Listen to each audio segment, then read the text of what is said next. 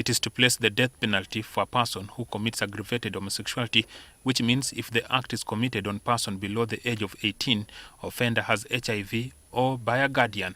A person who attempts to commit aggravated homosexuality is liable to a 14-year jail term. A person who commits homosexuality is liable to imprisonment for life in prison. A person who attempts to commit homosexuality is liable to imprisonment for 10 years. A child convicted for homosexuality is liable to imprisonment for a period not exceeding 3 years. A person who traffics by recruitment, transport, harbors, or receives a child for purposes of homosexuality is liable to life imprisonment. It provides for a 20-year jail term for a person who promotes through distribution of homosexuality material. The owner, manager, or occupier of premises who knowingly allows the facility to be used for homosexuality is liable to imprisonment not exceeding 10 years. Prohibits a person who purports to contract same-sex marriage. So lawmakers in Uganda sat down and said to themselves, even though the country is as bad as it is, and even though most people can barely survive, most people can barely afford a 1 square meal, even though the economy is as poor as it is, and even though we have had a leader who has been governing us for 30 years plus, if only there was something that we could use to get the people talking so that they don't think about all the things we are doing. If only there was something that we could get the people angry about so that they do not think about all our failures and how we have misgoverned the country, that would be much more better. Because we need something to let the people talk, to give the people so that they keep on talking while we figure out a way to bring back the country. And they thought about this, and they thought about this, and they realized that there was a particular thing that will rally up support for the government and will make it look like they are actually doing something. And they were like, okay, same sex. Yeah, that is a good topic. That if we bring it up, a lot of people are going to join the cause. A lot of people are going to be like, yes, yes, yes, we are for it. A lot of people will show support. Watch this video. Uganda's parliament has passed a bill which would criminalise people who identify as LGBTQ, with those found guilty facing up to 10 years in prison. Under the proposed legislation, friends, family and members of the community would have a duty to report individuals in same-sex relationships to the authorities. Homosexual acts are already illegal in the East African country, but the bill seeks to go further and criminalise people on the basis of their sexual identity. The bill passed with widespread support in Uganda's parliament. In our country, we will have our morals. We will protect our children. And we are making this law. We are making this law for ourselves. We are making this law for our children. We are making this law for the children of our children. This country will stand firm. And once it passed, I can tell you, Madam Speaker, we are going to reinforce the law enforcement officers to make sure that homosexuals have no space in Uganda. So, the lawmakers thought to themselves that the laws that we have in place against same-sex activities are not strong enough. The laws we have in place are not really effective. If we are supposed to get things done, if we are supposed to stop people from engaging in activities like this, then we need to beef up our game. We need to crank it up a little bit, maybe by a single or double notch. We need to make sure that the laws we put in place will be mind-changing and mind-boggling. And so they came out with what they have now. One of the most strictest laws ever. But I have to ask this question, and I hope you guys can enlighten me. Africa has one of the most strictest laws when it comes to same-sex activities. Have the activities stopped? Have people who are engaging in activities like this, have they stopped? Have people who identify as people of the same sex or trans, have they stopped? Because I haven't found any evidence that the strict laws that were put in place in most African countries have actually yielded any success or any progress. I have no evidence as to that. But if you guys in your respective countries have seen a kind of like progress, like people are not like, no, I am not for that thing anymore. Due to the law in place, I have renounced it. Let me know. Share that with me. I will gladly do a video about it on this show.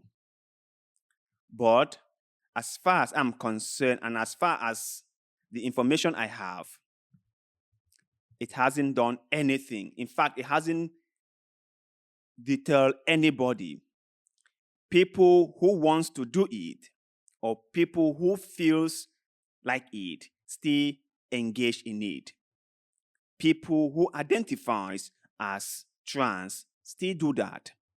People who cross-dress still do that. The draconian laws have not deterred them from doing what they want to do. And I do not understand why Africa or Africans and their leaders cannot get this simple fact. You cannot eliminate or eradicate or whatever you want to call it by putting laws in place. They exist. They are there. The only thing you will do is send them underground. But that doesn't mean you have solved the problem. That doesn't mean you have eradicated them. And let me ask this, okay? When you say something is bad and you want to rehabilitate people who had engaged in certain bad behaviors, you imprison them as a method of rehabilitation. Are you getting the success that you want? Like when they go to prison and they come out, have they changed? I'm just asking that. I think that most of the times, African politicians spend so much on things that really do not impact people's lives. Ask yourself, if your neighbor is someone who partake in same-sex activities and you rat him or her out to the authorities and the authorities imprison him or her, how has that impacted your life? How has that changed your life? How has that action made your life much more better? I'm just asking. People are talking about hunger. People are talking about starvation. People are talking about poverty, lack of employment. And instead of lawmakers thinking on how to solve these major and pressing issues, they are out there deliberating on how to imprison people for same-sex activities or how to sentence people to death for same-sex activities. And one more thing, I have heard many countries in Africa, especially in Kenya, Rwanda, and I think Uganda, said that same-sex activities is a Western influence, that the Westerners are the one impacting their people with bad behaviors. So I went online to do some research to really understand if what these Africans or the lawmakers and these political elites were saying are true.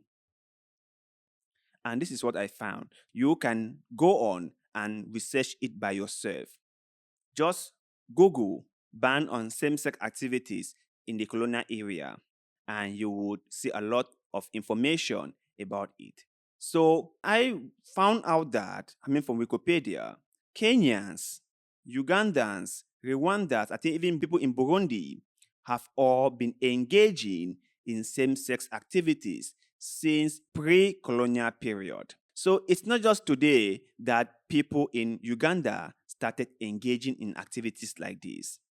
And to hear them say that it is a Western influence that is being pushed by Westerners to destroy their culture and their traditions, it makes you wonder what culture, what tradition are they talking about?